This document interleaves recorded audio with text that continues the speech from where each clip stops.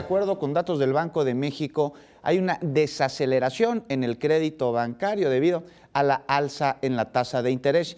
Para hablarnos, para profundizar sobre este tema, nos acompaña el día de hoy el doctor Eduardo Perezaro, profesor de la Facultad de Economía de la Universidad Nacional Autónoma de México. Profesor, buenos días, muchas gracias por estar con nosotros. Al contrario. En esta mañana la tasa de interés se incrementa y, doctor, le preguntamos a qué se debe esto.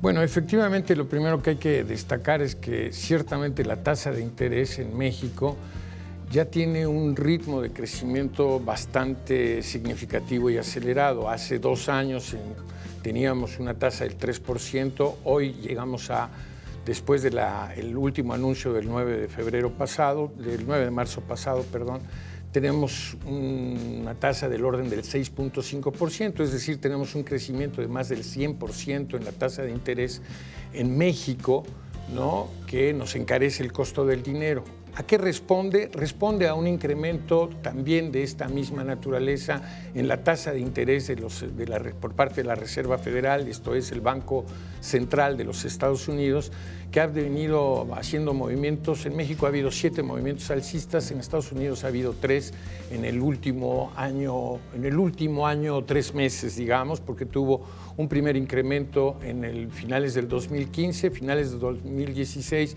y recientemente la semana pasada ha hecho otro incremento. A ello responde porque México tiene obligaciones financieras, porque tiene obligaciones operativas de compra y porque también tiene presiones inflacionarias y necesidades de flujo de capital, por lo tanto tiene que competir y tiene que alzar la tasa en paralelo al movimiento de los Estados Unidos. Doctor, díganos, ¿cuáles son las implicaciones en el alza, en el incremento en las tasas de interés? Bueno, ya lo señalaba usted en el planteamiento inicial, ¿no? Porque lo primero que vamos a tener es una retracción del uso del crédito, de la compra de dinero, y por lo tanto tenemos una menor disponibilidad de inversión, con lo cual esperamos que inevitablemente esto se traduzca en un abatimiento de la dinámica económica y del ritmo de crecimiento económico. Una empresa, doctor, que requiere de un crédito para poder funcionar, para poder emprender, ¿a dónde debe acudir ahora? ¿Puede acudir a otro lugar que no sea el banco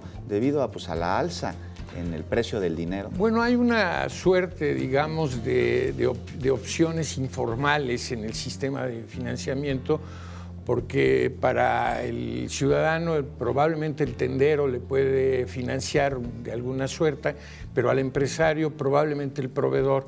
Es un financiamiento auxiliar, pero es un financiamiento inconsistente porque no tiene el abanico de productos ni la flexibilidad de reestructuración. Entonces, el movimiento financiero tiende a entrampar por la vía de los movimientos informales de financiamiento. En realidad estamos ante un aprieto frente a al incremento de la tasa de interés, pero hay que reconocer que la tasa de interés es un instrumento de administración de un problema superior, ¿no?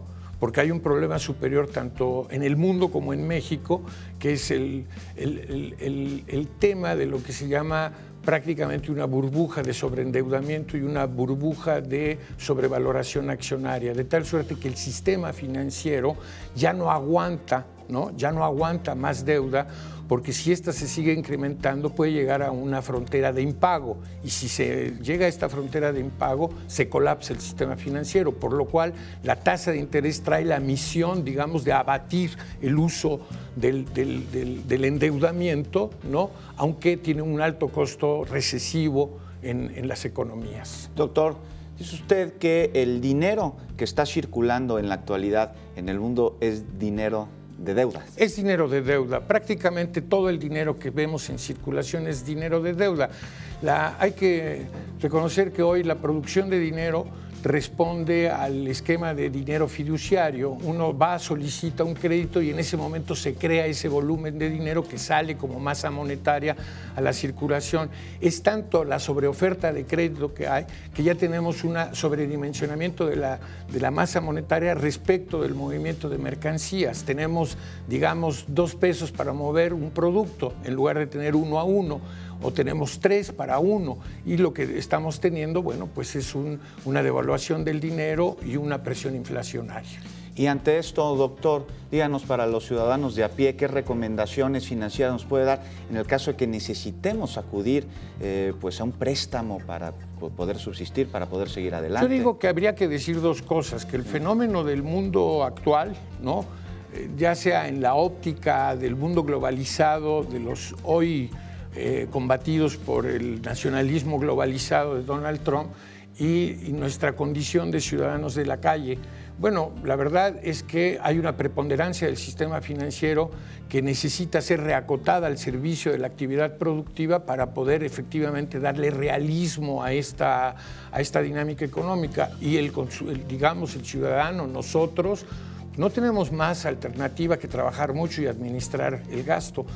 No tenemos posibilidades de vivir en pagar una tarjeta de crédito, sacando otra tarjeta de crédito, porque lo que hacemos ahí es patear el bote, pero incrementar el problema, y eso va a terminar en la imposibilidad de pagar el Sería crédito. intentar tapar el sol con un dedo, con un costo pues muy alto. Muchas gracias, doctor. No, al contrario, Eduardo buenos días. Profesor de la Facultad de Economía de la Universidad Nacional Autónoma de México. Ahí están las recomendaciones para las personas que necesitamos en algún momento un crédito. Y vamos con Alejandra, tiene más información.